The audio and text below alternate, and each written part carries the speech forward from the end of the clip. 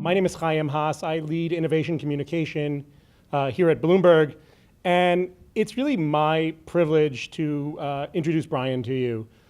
20 years ago this week, ironically, I went to work for Brian. I graduated from college and joined a PR firm that Brian ran that was probably at the time unique in the way it served technology companies. And I've gone on to a career where I've worked with, organizations like Skype and doing their PR for 7.5 years. I've now joined Bloomberg's team to tell the story of our engineers and the great technology work that they do. But the Cornell Tech at Bloomberg program is also part of my purview.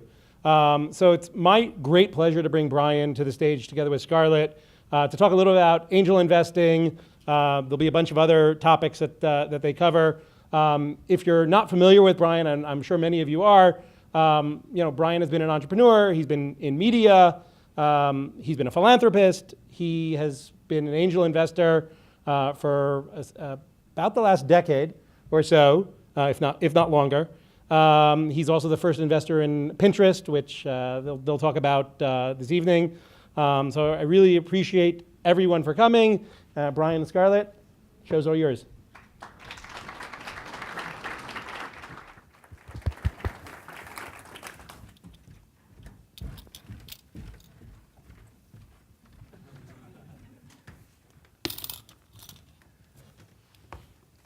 Thank you for those wonderful introductions, Chaim and Ron. We appreciate it.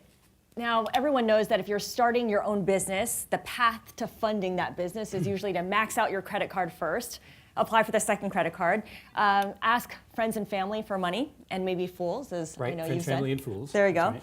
Seek out angel investors, and then maybe one day you graduate to venture capitalists, or those VC firms.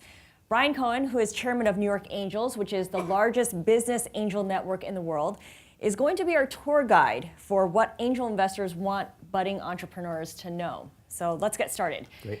Brian, your first point that you made to me very, very ardently is that most angel investors don't make any money from their investments. They don't know what they're doing. Are they dumb money? I get into a lot of trouble. The interest I have is to sort of remove the screen, to be able to talk about the reality, inside baseball, if you will. Angel investors are just rich enough people, defined by the SEC, to make these crazy investments. They do the best they can. But generally speaking, there's no class that they've taken. There's no schooling for it. It's an opportunity, perhaps in a local community. And unfortunately, many of those local communities have very few organizations, startups, to invest in. So they invest in them, and they do their best. I wish there was a clearer process for them to make those decisions, but there's this feel-good part. Like I'm supposed to. Ooh, to use the word philanthropy, we actually joke about the fact that it's philanthropy until the company exits, right? Oh. That's sort of like the joke. But we do want angel investors to look at it more professionally. And unfortunately, they don't. And it creates all sorts of havoc as you go up the funding scale. All right, we'll talk a little bit about the risks of doing that later on, but you're a professional angel investor. You've been doing this for a while. I have. You know what you're doing. I'd like to say I've been doing it since it was called stupid investing. Okay, so it's not stupid investing with you. You've got a methodology for evaluating startup businesses and their founders. What specifically are you looking for? So that's always the question everybody wants to know. It's very personal in the case of most angel investors. Some may be looking for a company that they want to work for. Strange enough, isn't it? To think that they want to invest in a company that gives them a new lease on life. And in many cases, that's the way angel investors think. They're 55 years old, generally as an average. West Coast, it's a bit younger. And they think that if they invest, they have this chance to actually go work for the company they invest in. It's very personal. The things I look for, well, so I'm a marketing person. I want to know that you're looking inside the mind of the company that you're trying to sell your products to, your customer. What are they thinking before they're thinking it? That's number one to me. So I ask a lot of very deep questions regarding how well they understand their customer. Seems pretty straightforward, right? But today, most people never get out. They never get to talk to customers. And yet they should, of course, sound so straightforward. The next thing, of course, you hear is, are they a team? And there's not always a team in place, but it's more than a team. I look for teammanship. In the urban centers, we put teams together over a beer one night, and not always the kind of relationships are born as a result. So I look for how well do they finish each other's sentences? How happy are they for each other? How supportive? I'm a hugger. I love it when I could see the emotion of the team working together. I want to see them get together. I want to see them talk in warmth to one another because they're going to go through very difficult times. The other thing, on a practical basis, we invest, quiet, to make money. So I want to be able to see that the company is scalable. There's lots of businesses that we like to call lifestyle businesses, but we need to get a big exit because we're not really that good at this. I've never met any angel investor that can never pick and choose because we're very early. So I want to be able to find a company that really has an opportunity to scale quickly. And the last thing I look for, and this is the one that's the most controversial of all, it's the business I'm in. I look to see, can they exit?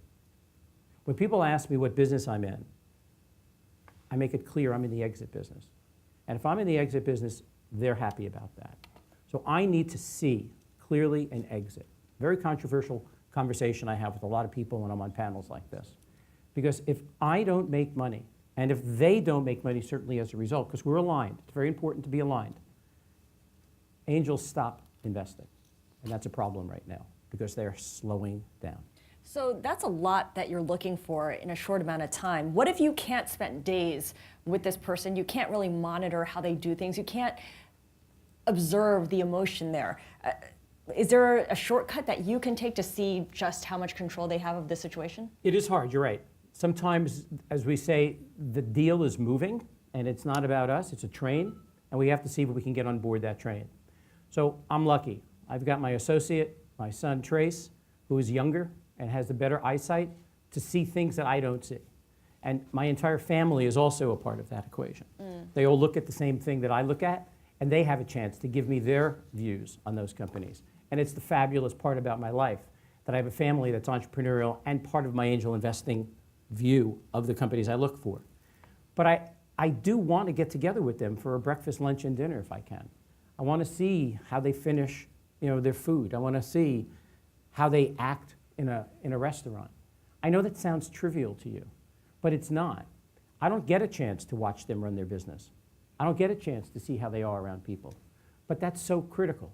And I view those levels of input as an important criteria of making my decisions to initially think of investing.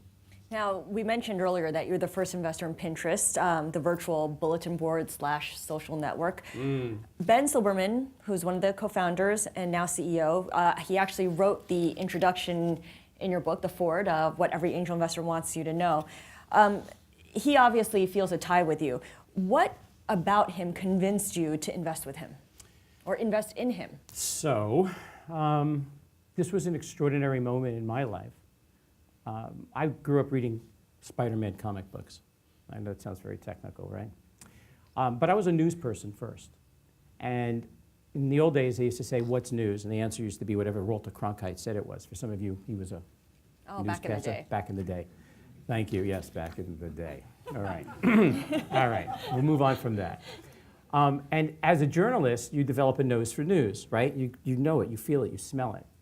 So very, very early on, I ended up connecting with this gentleman, Ben Silbermann, at NYU, and he writes about it in the preface of my book. By the way, very thoughtfully and very emotionally, he wrote about it. And when I saw him, he was just some other person standing at a little table holding up, an iPhone at the time. And I said, okay, you've got 30 seconds, as rude as that sounds. But that wasn't defined by me. I only had 30 seconds to go to each table.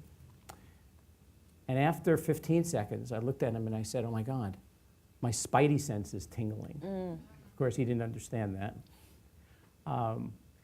But you feel sometimes, and I did, I felt it. I felt like this person was quite remarkable.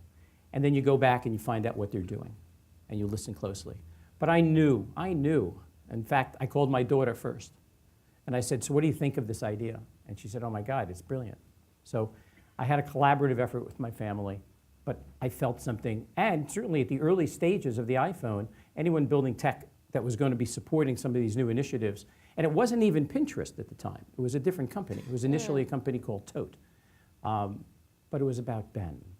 And I was just lucky enough that fate brought us together and that I was able to recognize it. So if the idea is impressive and the person is impressive, it's obviously a much easier call. But there are people who decide that they want to be an entrepreneur. They want to start their own business. But they can't figure out their passion. They don't know what they want to do with that business or what kind of business they want to start. Is passion for something, whether it's bulletin boards like Pinterest or subscription beauty samples like Birchbox, is that necessary to build a successful business? All right, controversy number 2. No. You don't need passion. Passion, and in fact, Steve Blank has written about it over at Columbia. Passion blinds you. I think we've used the wrong word. Passion doesn't help you figure out how to sell. Passion doesn't figure out how to balance, your financials. Passion blinds you to thinking that you can accomplish anything. It isn't a good enough reason, unless it's a social cause. That's a fine place to have passion. There are moments when you think you need something, but it's grit, it's determination. Maybe it's just a desire to succeed.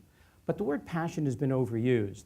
And to some people, passion is a momentary thing. I'm passionate about it now, but how long are you going to continue to be passionate about it? And unfortunately, it doesn't last. Passion can be fleeting. Yes. So if you want to be totally pragmatic about it, how do you learn to be an entrepreneur? I know I want to start a business, but I don't really know the first thing about it. Can I learn it? Yes. You can learn how to be an entrepreneur, but it doesn't mean you can learn how to grow a business. It doesn't mean you can learn how to lead. In the early days, what Cohen was referring to, there were many companies that came to see the company that I built with my wife. And that was the best part about it, by the way, being able to be an entrepreneur with your family. I want to point that out. I'm incredibly lucky that I had such a brilliant wife to be able to work with. The context of working with her and being able to see things that I didn't understand were critical to what success we both achieved together. The things you learn along the way aren't always the things that you're going to be good at. And in some cases, you need to step away and hire the right people. That's something you can learn to do. But when people ask me the question specifically, how do they learn to be an entrepreneur? Well, you can start a meetup, right? A simple meetup. Do you have the ability to get people together, to organize, to think through challenges of problems, to coordinate relationships with people? You can go work at a nonprofit and raise money and see if you can do that, since money raising is certainly a part of what we are involved with. So you can learn it, and there are lots of entrepreneurial programs at the universities that offer lots of insights and give you a lot of companies that have succeeded, and they come in and share their thoughts. So is it nature versus nurture? There's definitely a part of it that I see, that a lot of it is nature. Your gregarious nature, your desire to please others, you have no ego. The two things that get in the way of being a successful entrepreneur is greed and ego. If you can get rid of those two things and put them outside the door, you're well on your way to success. If you can look at a problem or a challenge just logically and not think that you have to be the smartest person in the room, you're way on your way to success. So yeah, you can learn it, but behaviors get in the way. And the issue I mentioned a moment ago about family, I think that most entrepreneurs that I know are confused about their lives, and unfortunately, they sacrifice their families. Let's talk a little bit about what you do and how you decide to pick which companies to invest in. What's your batting average when it comes to the pitches that you hear and then you agree to invest in? How many do you hear out versus actually say, okay, I'm committed, I'm going in with you? So I love what I do. I have the most wonderful life. I get to connect to all these companies, and they pitch me in all these unusual places. Strangest place? A urinal once last week. Right. You asked, I'm sorry. I was on a city bike, and somebody pitched me while I was biking up the west side. So, the statistics are that we invest in about 2% of the companies we see. Now let's contrast that with VCs, which is about 1%. So you've got to have a lot of flow, a lot of what we simply define as deal flow. And you've got to be able to choose not the best of what you see, because that's unfortunate, because that's what happens. When people have limited deal flow, I don't know why angels aren't part of groups, so they can have the benefit of the wisdom of crowds, where you have the value added of the people around you to offer you input into things you don't understand, or to simply say, that's a stupid idea. Why would you invest in it? So it's a hard road. You've got to see, I look at, listen to, or read about at least 200 companies a month. But I'm an addict at it, and I love it. I'm so honored to do it. It's amazing. I mean, who else would, let a 62-year-old guy, into their offices, these young people, and I can hang with them. I mean, when I was a journalist, it used to say press. Now it says money. So, that gets me in. But Much also, more inviting. yes, but also a deep sense of caring, because even the companies that I don't invest in, I still work as hard as I can to help them. So how many companies do you need to invest in to find one that actually pays off, that returns something? Well, the average angel investor invests in one company, which is kind of weird, right? There's about 250 active angel investors in the United States. So I look at all those companies. I tend to invest in those that have the best deal terms. I tend to invest in those companies that have the best opportunities for those returns on investment. I look for 20 times my return on an investment in a company. And that usually makes me Darth Vader. Because when I talk to a lot of entrepreneurs, they say, I'm sorry, but I don't think I'm going to have a company that's going to return 20 times. And the reason I have to do that is because all the others are going to die, or they'll just be zombie companies, which is really horrible when they don't die. You want them to go out of business because they keep calling you thinking that there's some hope, right? I say there's a lot of entrepreneurs living on hopium. And it is, it's like a drug. I say in graduate school, they teach you how to start a company, but they never, ever teach you how to stop one. There's no book that says, all right, jig's up, let's just move on.org. And many of these young people don't have a sense that the time that they're spending is so precious. Well, there's also a lot of angel investors who continue to give money. You talk about philanthropy, and they continue to plow money into something that may not be viable. If you're a young entrepreneur and you kind of see that, oh, this guy who has agreed to invest in me doesn't really know what he's doing and this is his only investment, should you say no to that person? I mean, what's the risk of saying yes? It's certainly very difficult to say no to the money you need to keep the lights on, right? So you really can't. But you really should be always looking. I don't call it money raising. I call it investor raising, to your point. Mm-hmm. You're looking for the best investors that are going to help you along the way. So you've got to take it. But I would be, when I'm looking at companies to invest in and I see that the entrepreneur isn't really focused on trying to find the best investors, I kind of shy away a little bit too, because they're not being strategic with their thinking and planning. It's a red flag. Oh, absolutely, absolutely. There's a lot of dumb money, a lot of really dumb money. And I think the dumb money does it injustice to the entrepreneur. I spoke at Cornell many years ago, and I looked at the audience of young entrepreneurs and I asked, are we being too nice to you? And there was a long silence in the room, and they said, yeah, you are. You're not treating us like professionals. You're not treating us like adults. You're looking at us and saying, you're such a nice entrepreneur. Your mother should be so proud of you. And that kind of attitude, I think, works against what entrepreneurs really want from us, which is the kind of hard knocks. I was going to start an organization years ago called the Devil's Advocate Group, where a great entrepreneur starting their company can come in and get professionally beaten up. Wouldn't that be wonderful, right? Just to sharpen their sword. But there's such a sensitivity to it. There's no crying in entrepreneurship. But there's this sort of weirdness about if you're being critical. I have more emails from more of these companies that I have been direct with that I've said, don't do that, which no one will say. Mm-hmm. And they come back to me and said, you saved me a year of my life by being that open and direct with me. Now, it's a big chance you take, right? Because they can come back and say, gotcha. And actually, I want them to. I want them to succeed in spite of what was my original input. But there's far too many young people starting companies and wasting their lives and wasting their time preciously, that they can go on to something else, right, and move on. As an angel investor, though, you don't actually sit on the board of your portfolio companies, right? I mean, how do you make your influence felt? How do you leverage that influence? So angel investors coming right after friends, family, and fools are the first people who, if The terms are written that there is a board of directors, which I think is like training wheels for startups. There's so much to share with you. The early stage of a company is the most critical time. How you define the term sheet, how you define your valuation, how you define your relationship with a board, if you even have a board. And I called it training wheels because training wheels sets up governance, a process, and a procedure to watch over the organization. And if you don't have that, you're kind of like driving without a map, or there's no critical overview. And if you have that early development of a board, you'll have a better opportunity of going into the next phase, which is a Series A. But in the early stage, angel investors do things quickly, and entrepreneurs do things quickly. And that's because of accelerators and all the incubators. They're just pushing the companies through. And it's a game of just numbers. And it's very sad to me, because it's all about just get up there on stage and see if you can raise money. They all do it. 500 startups, they all involved in it. But it's a game. And I don't like seeing it, because it's who's going to make the money, who's going to get the hit.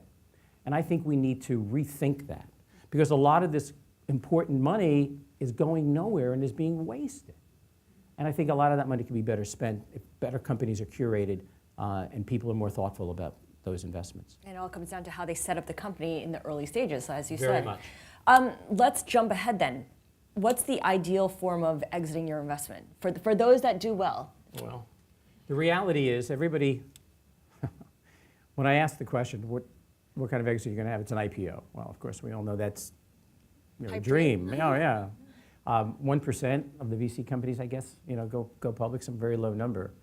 The reality is that the companies are M&A'd out.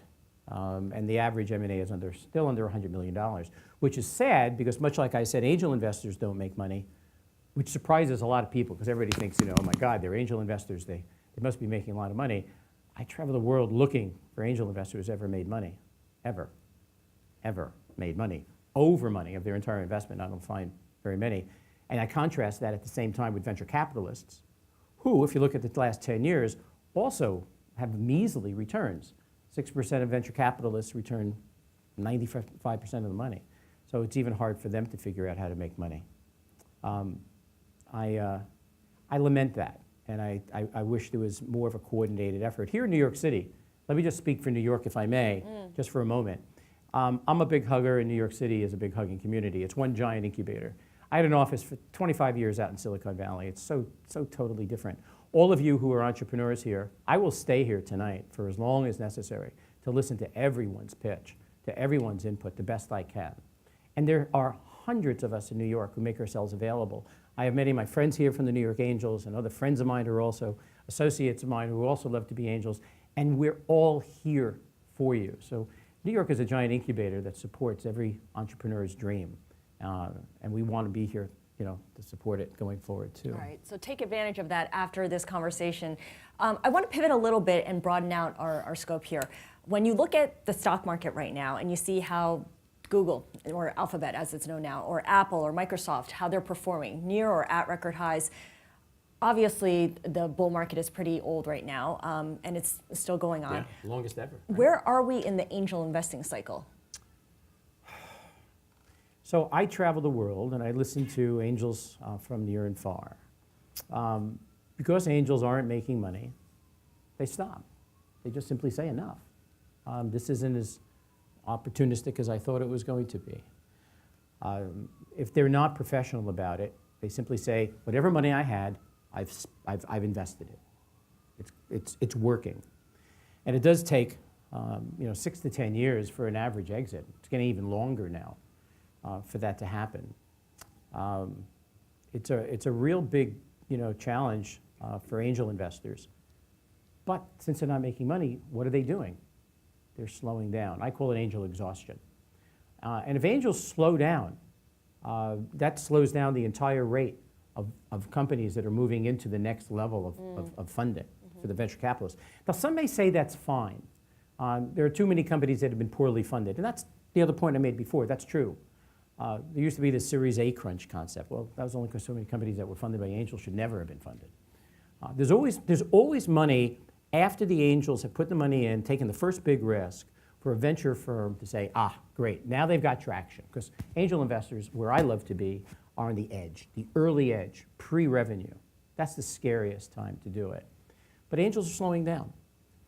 They just aren't making money. And many of them are realizing, hey, I made all this money in the stock market, I'm making money in real estate, this angel thing. And they also find out it takes too much time to really do right. No one wants to wait 6 to 10 years. Well, yes, no one wants to wait 6 to 10 years if you're older. There's always a sensitivity of that. That's why you bring your family into it as well, so they can reap the benefit, or my grandkid to reap the benefit of it. But the angels are simply saying, I've had enough. Now, at the New York Angels, we really pride ourselves on due diligence, not DUE diligence, but DO diligence. We look for the reasons to invest. We do it.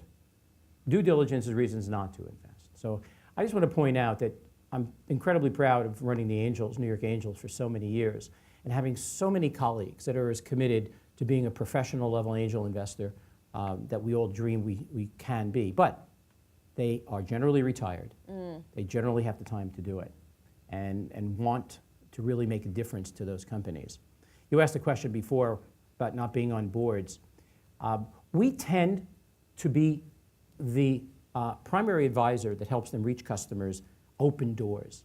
It's really frustrating for an angel investor who comes in and starts thinking that they can actually have an effect on the company, but they're only there through short Polaroid moments in time. Well, actually, remember Polaroid? All right. That was a camera Instamat, it was instant pictures. But they're not there during the video time. And it becomes annoying to the founder when the angel investor says, listen, I put all this money in, I've invested in you, please, I want to be a help. And they become more annoying than anything. I want to make sure I comment on that. So the smartest angel investors know to keep a hands-off approach to the company until they call and say, here's what I need. And they say, I'm here for you. Is there a relationship between the angel investing cycle, the VC cycle, and the traditional business cycle overall? I have to believe there is. We're early funders in the start-up of an idea before any level of execution. People always ask the question, what's next, right? So there's some part of us looking first over the proverbial fence, to find it. And we scour, at least I do, looking for those kinds of companies. But they're all over the place. I never dreamed that one of my best investments would be men's underwear, right? That there was this new cycle for men's fashion. That New York metrosexual desire to have better fitting underwear. But I had that opportunity because we have an angel who's extraordinary in the men's fashion area. Cycles are interesting because it's all about where's the money going. And we tend to spot it first as angel investors. We talked about AI, and I know we'll touch on that in a moment. Okay, before we get to that though, you've mentioned how New York Angels, they're very professional, they know what they're doing, but most of the angel investors, especially those that might not be in a populated area like New York or Silicon Valley, don't. They're kind of on their own. So I'd like you to compare and contrast the angel investing scene here in New York versus, say, Boston or Austin, the other places where everyone's trying to incubate this Silicon Alley, Silicon Valley type environment. So it is a rainforest. Everything that I've seen is it takes time. And yes, there's always the luck factor. New York is relatively new. It's always this game, how do we compare to Silicon Valley? And they've been at it certainly for a long time. Our ecosystem, as we always call it, is still young and maturing. And we're always expecting the next billion-dollar exit, and that makes us amazing. We're judged on that billion-dollar unicorn thing. But small communities, it's kind of, I get it. I would go to a small community even upstate. I wanted New York to sort of get together. And they put a big sign on their door when I would knock on it, it says, do not enter from New York. Because if we let their entrepreneurs know that New York City exists, they'll move here. Do you get it? They don't want to lose their entrepreneurs in small town America. And I get that. But what's sad is that the small number of angel investors that are there are forced to some degree, because they live in the community and these companies need funding. And they kind of confuse economic development with strict professional angel investing. I get it. They live in the community, these are startups, they want to be supportive.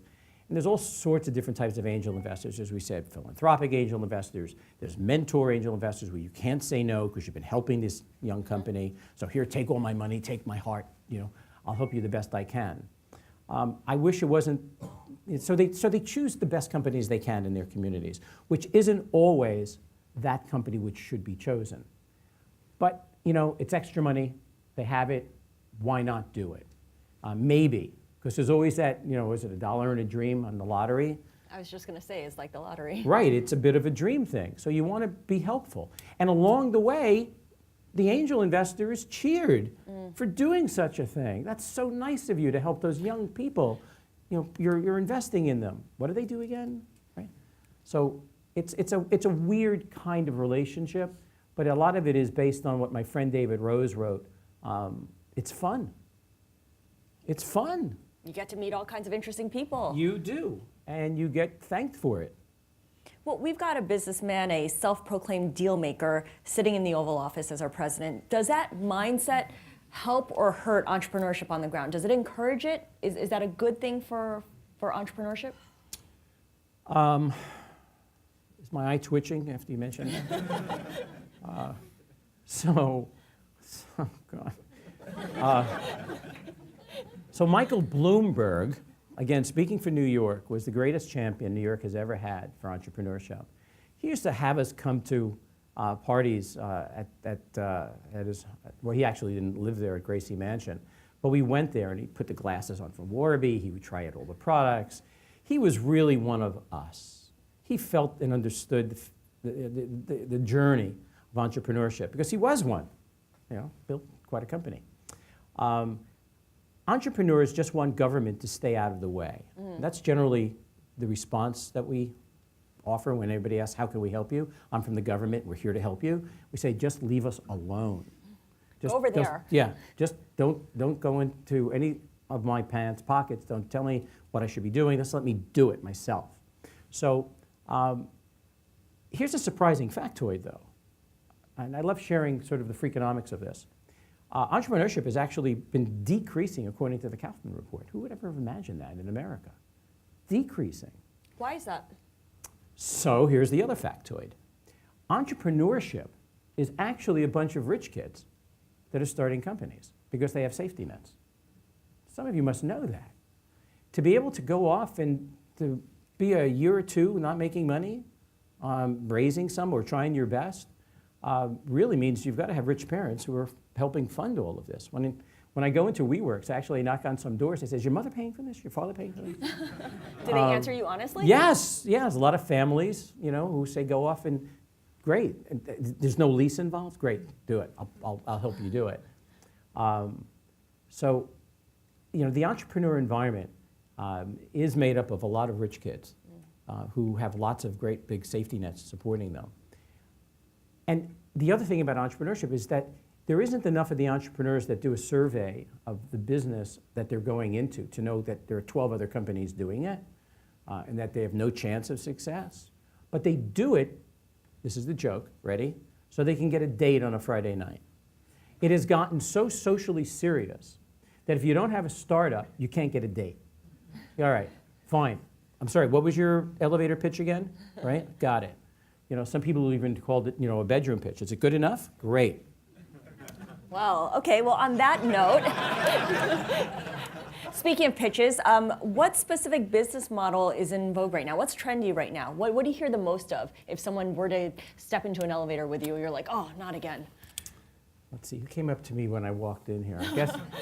I guess everybody wants to get back on the AI track.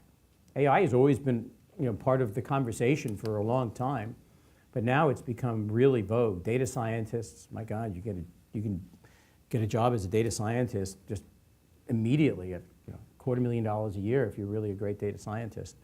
So it is a lot of AI. There's no question. Machine learning, it's everywhere, and it will continue to be everywhere for a long time. Is it real? That's always that question. Is it really AI? I think AI is when you're really doing a lot of number crunching, a lot of data analysis. And many people write algorithms, and they think that if they write an algorithm and it looks at data, and they examine a little of this and a little of that, they're actually doing AI, but they're not. So AI is huge, and it continues to grow. but it's the next shiny thing. And again, because it's so hard to pick and choose, people just invest in it because they can. There's all these new funds. I don't believe in funds. I think angel investing is a contact sport. I want to hug, I want to touch, I want to get close to the entrepreneur. That's the best part about it. I want to get to know you. But there's this rise of funds where people don't necessarily think they have the time, and I get it, but they lose out on so much by putting money into a fund, and funds generally have to invest. And funds generally are slippery slopes because the LPs are the people who fund the fund, say, so what did you invest in this year? And if they come back and said, well, we've only invested in those 2 companies, well, they're not happy about that because they think they didn't work hard enough to invest in all these other companies. So they end up investing in more companies than they actually should. And people follow the trend, and if AI is hot right now, they Correct. just crowd into that. I want to be in that. I want a piece of that. And they do it. I mean, it's the behavior part. I'm a behavioralist, so I love watching. I love trying to figure out why people are doing what they're doing and figure out how to do it better. But behaviors are just bad behaviors, and it's hard to change that. I love it at the Angels because, so I had the opportunity of going over to Israel with the Bloomberg delegation the first time in the early days of the Technion Cornell Tech relationship. And in Israel, everybody always asks me the question, why do they seem to be doing so well? What are they doing there? How do they make it happen? And the fact is, they're just really hard on each other. They are really challenging on each other. They don't let anything get through. They're annoyingly mean in some cases about ideas. Not people, but ideas. They push back a lot. Oh, enormous amount. And even when I go to the accelerators here in New York, I say, do you guys challenge each other? No, we support one another. We're just this big cheerleading, group. We tell everybody they're going to be great and wonderful, and we have music playing at their demo days. Is this distinctly American? No, I spoke in Italy last year, and it's worse. There are problems there, where you can't succeed in Italy and be, appreciated because everybody asks why you, who did you know, what did you do with your money, and if you fail there, you are told every day you're a failure. So you can't win and you can't lose. So they actually have real issues over in That's a those whole different countries. kind of problem. Whole different kind of problem.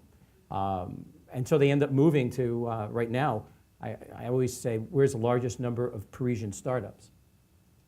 London. Because the tax breaks and the relationships that the government has in supporting a lot of these entrepreneurs, it's not socialist.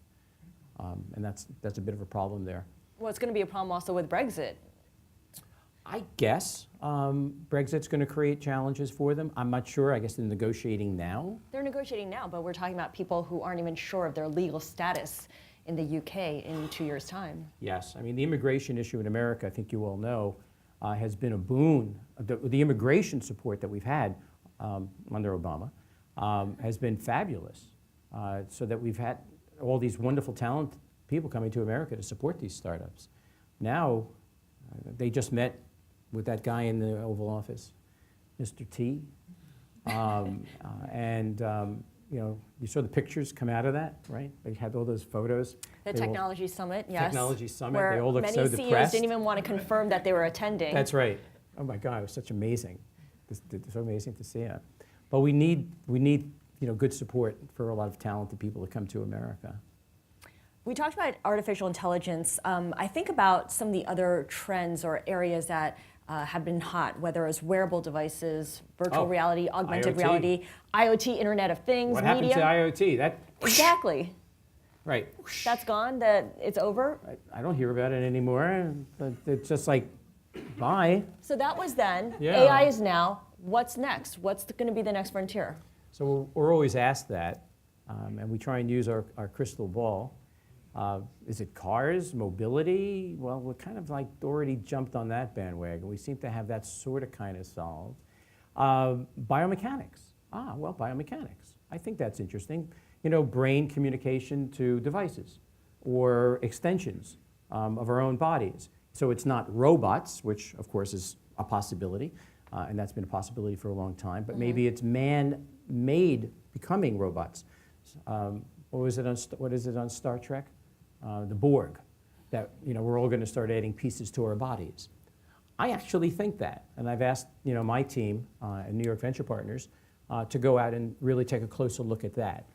We want life extension. Again, behaviors. So if you ask yourself about Larry Ellison and other people like Larry, they're getting older, and they're not happy about that, right? Ray Kurzweil, you all know about the singularity, right? He's not happy growing older. We're not. And so we want to live longer, so we want to replace body parts. So I think that is going to become a big opportunity. And the aging of America. The fastest growing populace in America are centenarians. That's amazing. We're all just living longer, and we want to continue to live longer and have good quality of life. So that's where I'm looking. And I have a feeling now that I've said that, everybody's going to start looking there. So, and then all of a sudden the funds are going to start. We all take pills now from companies like Elysium. Replace your RNA, DNA, in an easy pill. Where is science fiction anymore? There isn't. There's no more science fiction. Everything that seems to be science fiction, we're all sort of like doing. Well, 20 years ago, you were involved in the man versus machine chess match, right, of Garry Kasparov versus Deep Blue. Yes, very much involved. Now we're talking about artificial intelligence, we're talking about robots taking over. Where do you see companies like IBM, what kind of role do you see for these kinds of traditional companies that were once at the forefront but are now offering computer services as their main contribution? Well, so I had the opportunity of working with IBM as their counsel for more than a decade.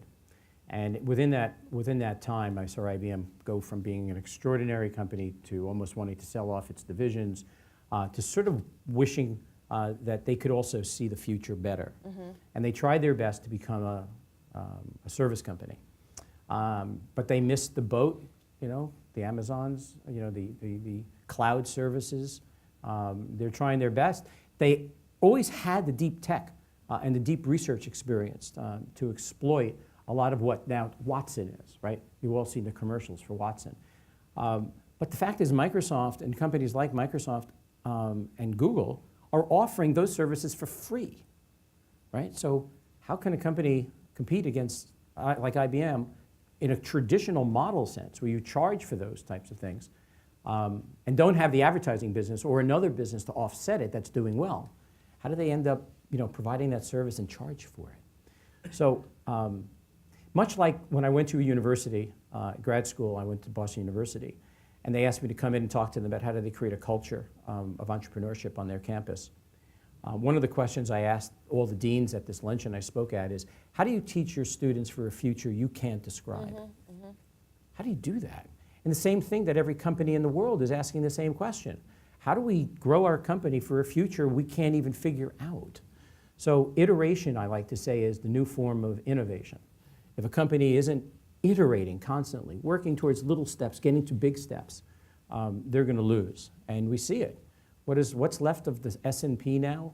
25 companies, I think, of the companies that were around 35 years ago are still in the S&P. The Dow, you mean? No, the S&P. The S&P 500? S&P 500. Very few. They're dropping off so quickly. Oh, I see, the replacement. And the replacement, that's right. You talk about IPOs. 2009, there were, I think, 1,600 IPOs. Last year, there was, maybe 16 last year? So innovation, companies growing up and finding they can raise money in the markets is getting limited. It's a scary universe out there for a lot of these companies. Now, we wish that these companies that aren't innovating as well would buy. Now we're talking. Would buy the companies that we're investing in, right? Now we come full circle. Oh, it would be fabulous. Andreessen is always talking about it. But they're not buying these companies. For whatever reason, they think that they're going to try and innovate their way into their futures. We hope, certainly, it's the fuel that we require to have an exit. Because remember, I'm in the exit business.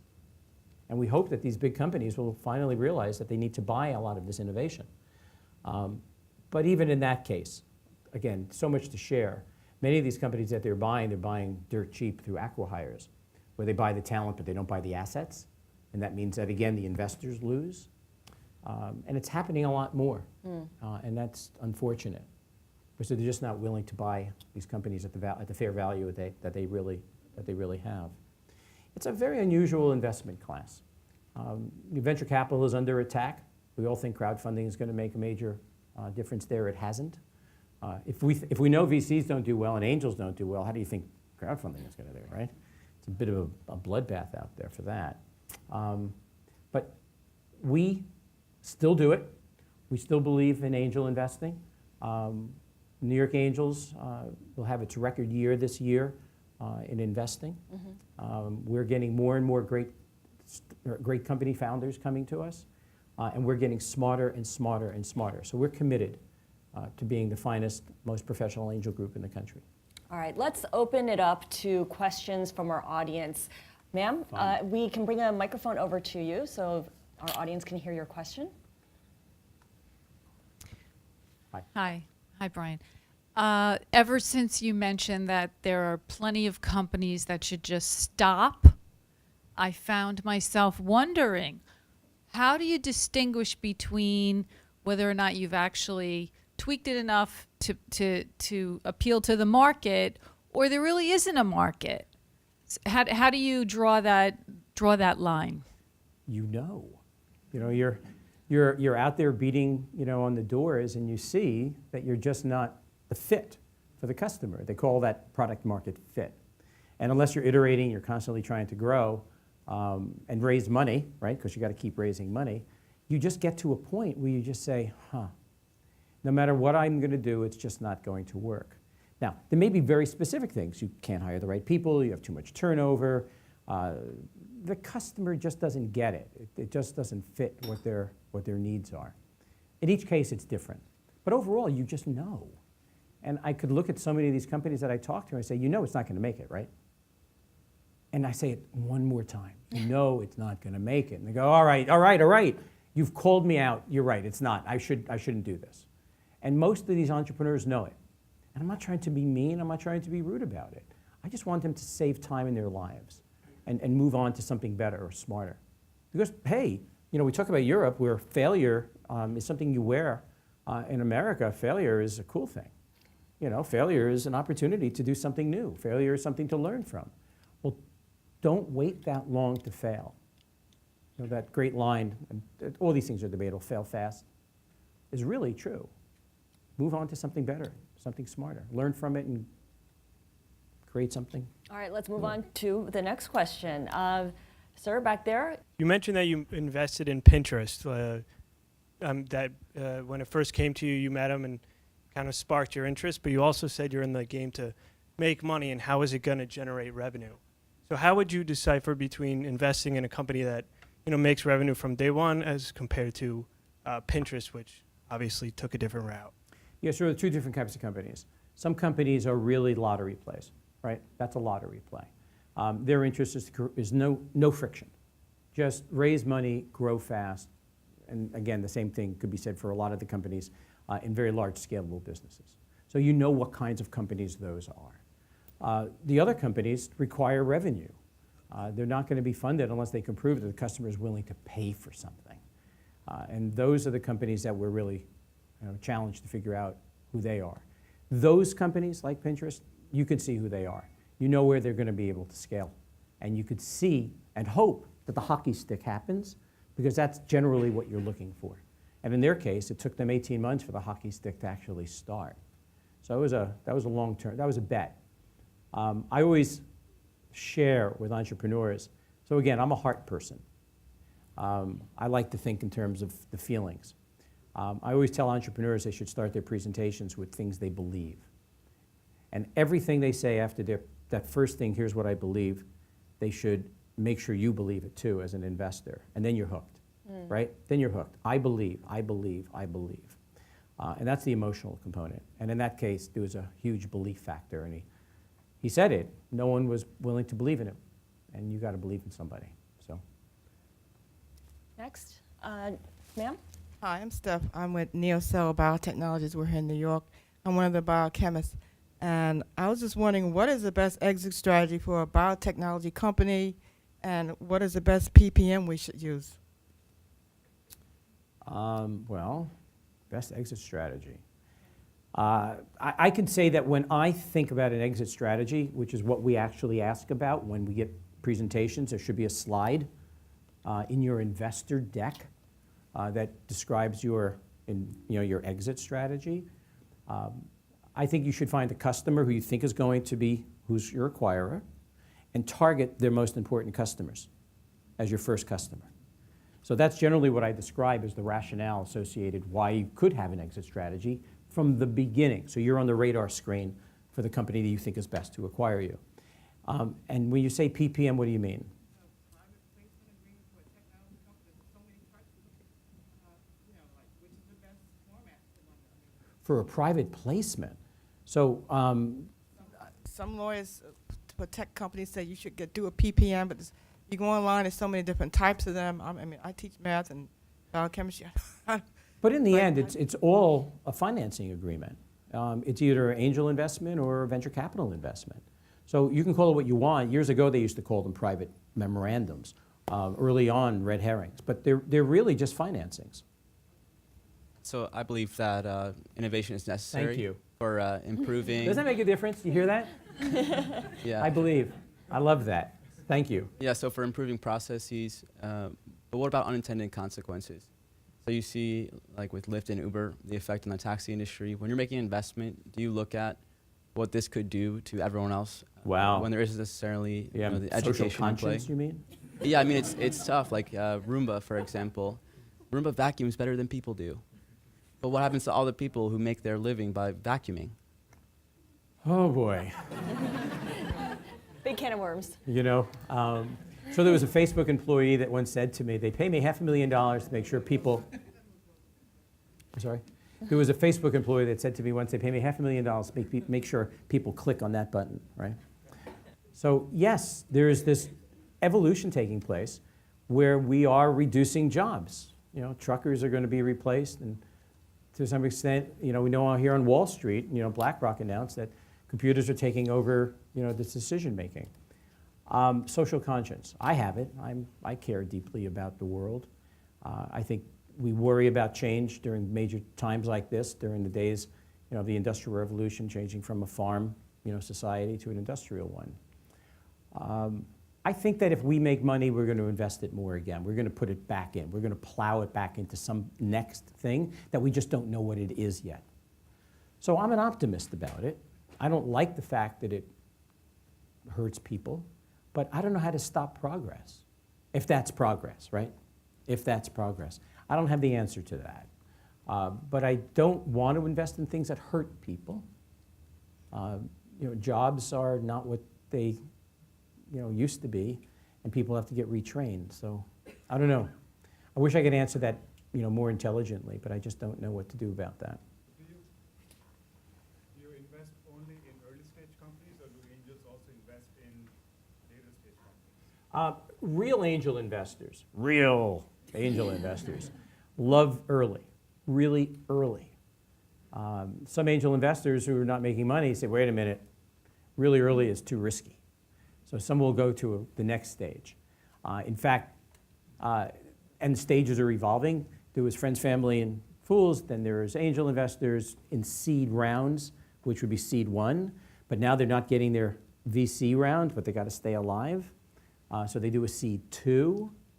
And if they're not smart about it, this is another point of reference, what percentage of VC-backed founders don't make money when they actually sell their companies? Anybody know? 70%. So you could be working your heart out and do everything you're supposed to and raise all the money you need. But in the end, when the company is sold, they don't make any money. That's, you know, kind of sad. And again, that's about an issue, and I know I wanted to talk about this. The one thing I look for, and I really just want to put this in, when I decide to invest in a company, is that founder in control? And I actually look at the audience of entrepreneurs. What do you mean in control? Well, you know, I can't watch them run their business. As I said, sometimes I'd love to be able to hang out with them as they're, you know, working. But I can't do that. But here they are raising money. Well, how well are they raising money? That's an important part of their business. And sometimes I see these entrepreneurs that have no clue.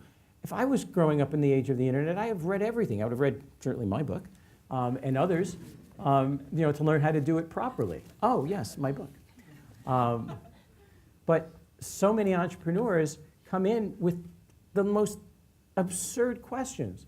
And I look at them and say, you should have done the research. You should have known this. They should know every term in their term sheet.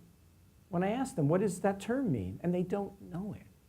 So that's a big signal to me, right? If you were an investor and you saw that an entrepreneur wasn't in control of their raise, they didn't understand the issues that would make it better for them to raise money, that's a big, big signal to say, I'm not interested. And that's kind of one of the things I share with entrepreneurs. If we see that you are really in control of your raise and you understand why you're doing it, what kind of term sheet you're using, what the relationship is, even going after smart investors, we have a better indication that you're going to transfer those skill sets to the ability to run your company, right? Well, that's a biggie. And that's one of the probably most important things I look for.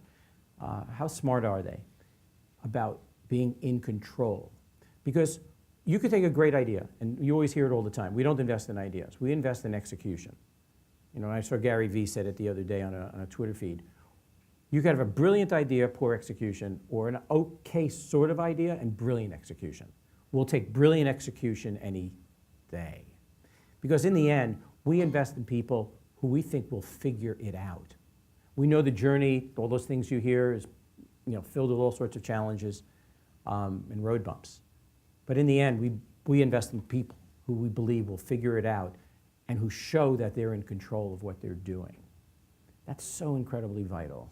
And when you show that with the belief, right part, I believe in this, and I'm in control, and I know what I'm doing, and I have a good aptitude for the marketplace, and I can see the customers, and I'm thinking before they're thinking, better chance we're going to invest. Absolutely. In you and your ability to execute. All right, gentlemen over here with the blue shirt. Thank you very much. Brian, at the beginning of your presentation, you mentioned that angels don't make money and venture capital returns have lagged private equity and other alternative asset classes. Yes. I wonder, That's a fact. and I agree with that. I wonder to what degree that's a function of the structure. So most angel investors end up becoming subordinated to the venture capitalists. The True. venture capitalists end up being subordinated to the next venture capitalist. True. Because of that, they effectively end up ascribing too high a valuation to the company from a sticker. It's not a real valuation, but the sticker valuation. So who's giving the too high evaluation? The VCs end up ascribing too high a valuation. It starts with the angels. It may start there, but it's justified by this preference. So I wonder if we were to eliminate the preference, might you end up with less inflated valuations? If you had less inflated valuations, you might have more reasonable exit opportunities. Here's more freakonomics, all right? So a fund needs to raise money. So they're in the business of investing and raising money at the same time. So if I invest in more unicorns, i.e.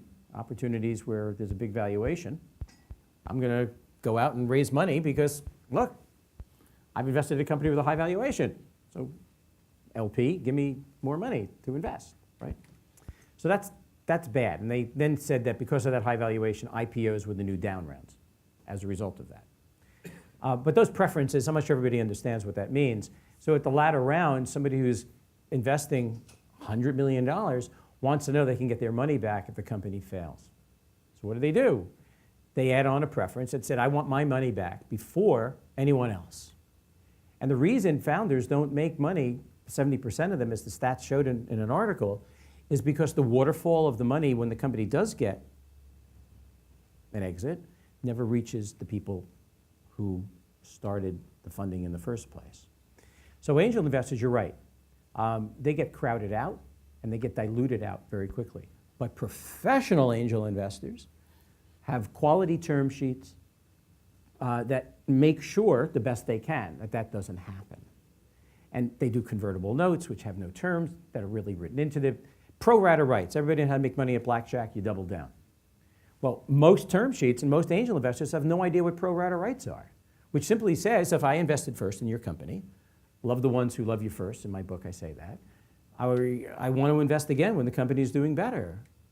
And I have the right to, but most term sheets don't allow you to. So if angel investors were more professional, that would help a lot. But I do posit that angel investors are not doing that well because they don't really know how to value a company at the start. And they invest in a company with too high a valuation, And then it forces the VC who wants to be involved to then invest at a higher valuation. And then the shark frenzy activity begins. Because it doesn't relate, a high valuation doesn't necessarily relate to a higher exit. And that's the unfortunate problem. It doesn't work that way. Wish it did, but it doesn't. There's just so much to share about this. How many people are entrepreneurs here? Great. I will love to hear from you. I will right. sit and I will listen. One final question, Tony. If we could get the microphone. Tony is a devoted attendee of Oh, wow. Cornell Tech at Sally, Bloomberg. thank you so much. I Great really smile too. Well, I appreciate that. Listen, you look good. You look good standing up there with a great crowd. So, thank you, Scarlett. One final question. What's the funkiest deal you ever did, and how did it work out? Oh, it was a dog insurance, a pet insurance company. God, I was so naive. I mean, we all start out naive, but you got to be willing to get smart about it. They were creating a What year was this? Oh, 10 years ago at least. And they said, listen, we've got this pet insurance thing. I'm a lover of pets. I got pets, and I know how expensive it is to go to the vet. We're going to go out and sell this insurance policy. And it's going to allow people to pay less for taking their dogs to the vet. It was an immediate $75,000 investment. I didn't know what a term sheet was. I was really somewhat naive about it. And I said, okay, here. On a Friday. They called me on a Monday, the next Monday, and said, we need another $75,000. I said, this isn't an angel. I don't know what this is, It's a shakedown. I said, I'm sorry, what happened? He said, we spent it on advertising over the weekend, and it didn't work. So that was really, really bizarre. And the other one, and again, these are sensitivities where we invested in a company in the music industry. Those have all been problems. But it didn't matter that it was the music industry. I didn't know that the two founders were dating. And then they had a breakup. And I had to play marriage counselor just to protect my investment. I would run back and forth to their apartments, say, but here's what he said, and you're not listening.